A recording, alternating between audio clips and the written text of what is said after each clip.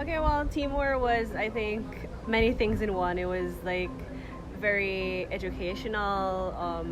It was like also very like eye-opening, and it was a moment for you to really interact and like on a more personal level with the concepts that we've been touching on throughout the program in terms of like indigeneity and like arts and culture in that space.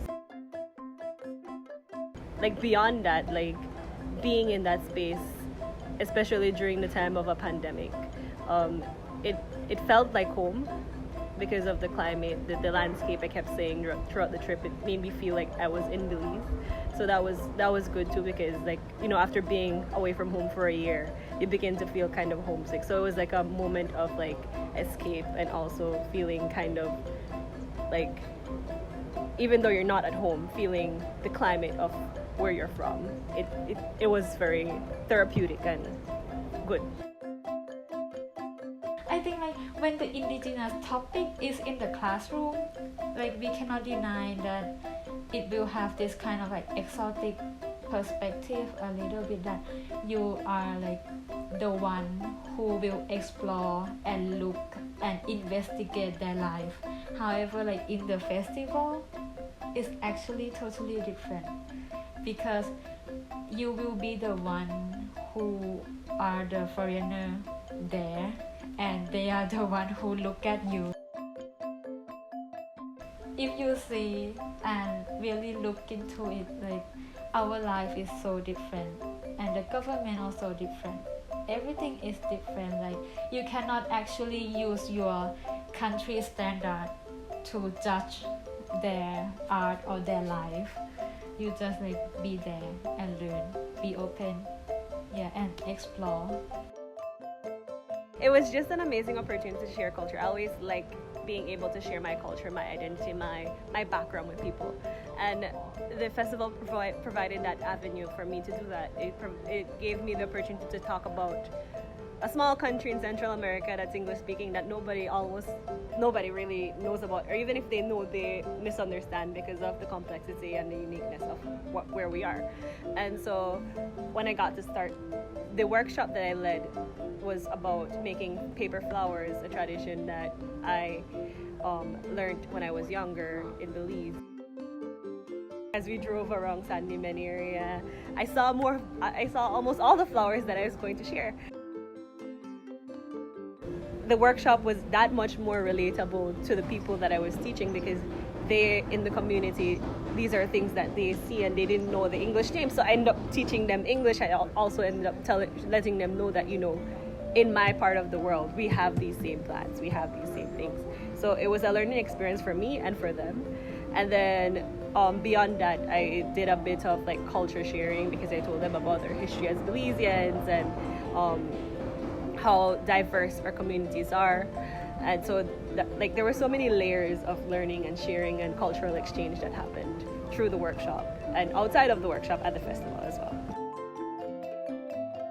I guess that's like a level of like cultural diplomacy that you could do in your own capacity as an individual, like sharing these information with people. And you know, in Pintong, it's like as a student, you are in the dance theater and doing the Thai dance workshop. It's like you remove yourself from the environment that dictate you to be only the student. But when you were in the festival, it's kind of open any possibility that, oh, like even if you're the student, you still can be like kind of the artist, kind of the workshop organizer, kind of the lecturer, and something. So like for the Thai dance workshop there, because me and Emmy, we are not a professional dancer, and actually at first we didn't expect to have the workshop participants as the professional dancer.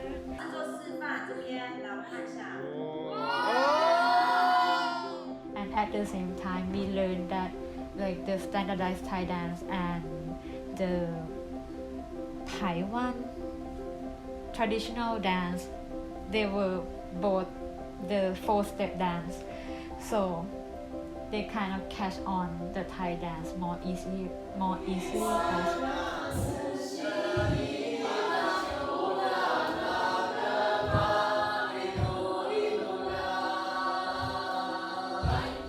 Like after the workshop, what I feel and what I realize is that like the future of what we call like traditional art, because like in the situation that only the country that can like recover or like get away with the COVID can do this kind of exchange of like the traditional art thing. And like if in Thailand people cannot practice this traditional dance or traditional art, maybe the possibility of the traditional art to like not only survive but to develop into like something else, or to like actually turn into what we doesn't see it as like ancient traditional outdated art, to like the daily life art and everyone can actually relate. Maybe the possibility is actually like international festival. For me, I perceive this Timor Art Festival in 2020 as a really like special festival, because it actually like organized in the COVID time. So maybe next year it will be totally different, because maybe the country will open for the international artists.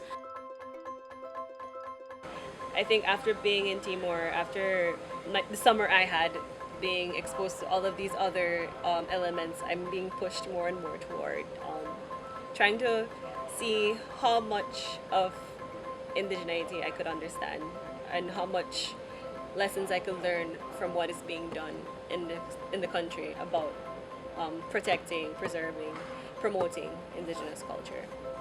Any opportunity to like study, participate, have fun, interact with international culture is something that you should take advantage of. And so like enjoy, always be adventurous, say yes.